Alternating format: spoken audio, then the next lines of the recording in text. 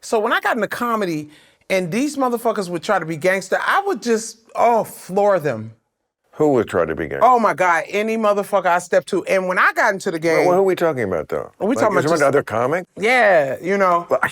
And like who? It was so funny because you'd be like, you're not a gangster. Wait, so you're saying the comics were trying to act hard? Oh, it was so hilarious. And I'm like, I'm from Compton. I literally just saw someone get shot. And you are telling a knock-knock joke.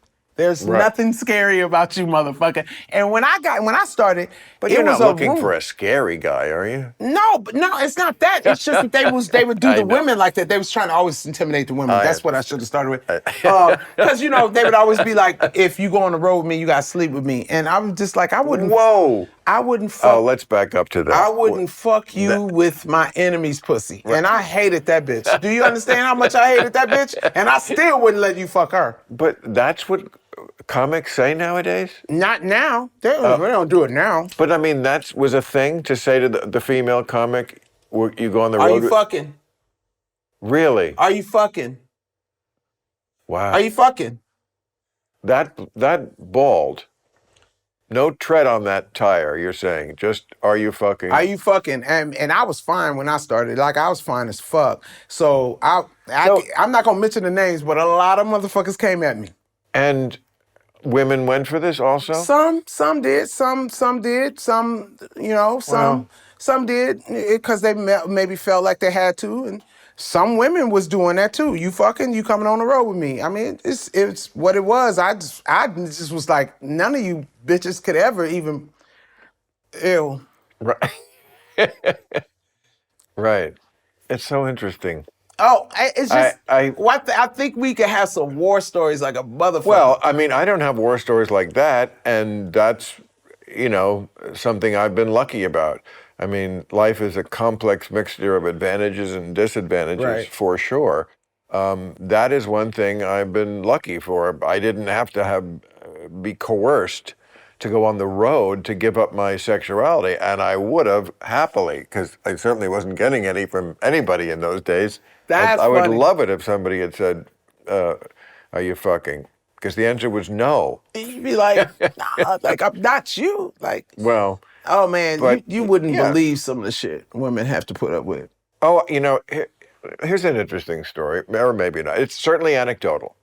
Let me just start and just put the big headline on it. It's anecdotal. It's one person, but it is a real story. A woman I know, now late 20s, went into the Navy in 2017, very attractive, yes, African-American. What, you're looking at me like... I'm like, how's the story going to end?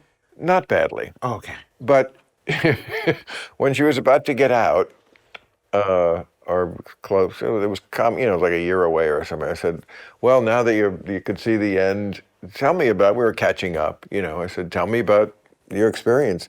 And we were talking about the Navy, like some really hairy things, like fucking sleeping on the beach in Saudi Arabia. When they deploy, they fucking make them sleep on the beach. You think that spider was big? He said there were spiders this fucking big on the beach in Saudi Arabia.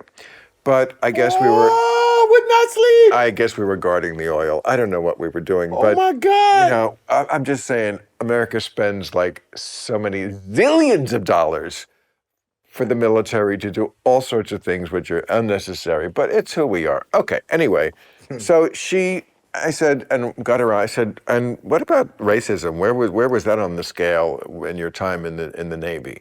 Again, this is one person. I said, was it, on the scale of 1 to 10?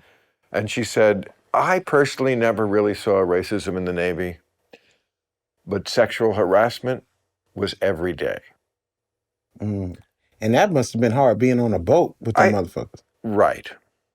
Again, anecdotal. I'm sure someone else could say something else, and I'm sure there is still racism aplenty in not just the military, but micro. Yes, everywhere in society, still something that we should this is the thing. But it's so interesting that y'all don't we are get it. kind of monofocused on that, and very often the thing that fucks up in her case, You know, it wasn't racism It that was made sexual harassment. her sexual I harassment. mean, can you imagine being around Because a bunch of it's men? Like I right. worked, I And was men who are young, who grew up in a kind of post. I mean, I'm not saying again that racism still isn't there, but if you're a 20-year-old guy, it's like racism is not a cool thing it's not cool anymore. The but way it fucking with was. bitches is. No, I mean, and it's certainly too acceptable in too many places and with too many people.